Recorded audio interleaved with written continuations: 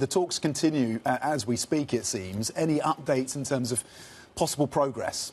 Well, we're hearing there was maybe some small signs of progress yesterday. We hear, of course, reports also that Qatar, which does have a conduit to Hamas, may have been providing Hamas with updates through the day rather than waiting for the talks to end and then sending messages to Hamas. Because, of course, Hamas is not represented in person at the talks, which makes it a bit more complicated. It's unclear what, though, that progress might have been. And it's unclear, talks going on today, does that mean they're so bogged down, they're pushing desperately to find a way through, or does it mean they see some glimmers of light here? Because we know there are some very significant sticking points to a ceasefire deal. Most fundamentally, the disagreement is, what does that ceasefire actually meant to achieve beyond a pause in the fighting? Is it an end to the war, which is what Hamas is pushing for, or is it just a pause in the fighting before it can renew, which is what Israel wants? So we know there are fundamental sticking points.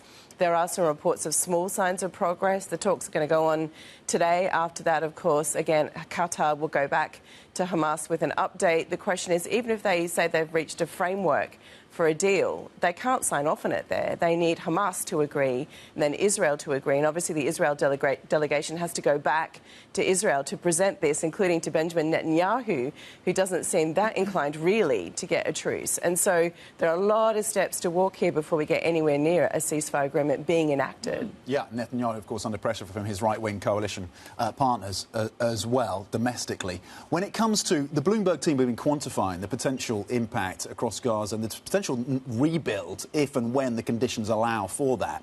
How extensive would that project be? How much of a challenge would that be? Well, that's right. That's our big take story for today. And it seems a bit odd to be talking about reconstruction when a war is going on, but those conversations are happening because the challenge is real. I mean, what we know is that there's 42 million tonnes of rubble in Gaza from this war already. Around 70% of housing has been damaged, hospitals and so on, most of it destroyed, a lot of people displaced. And, of course, the task of clearing that rubble, which is like enough dump trucks to run from New York to Singapore, extraordinary amount.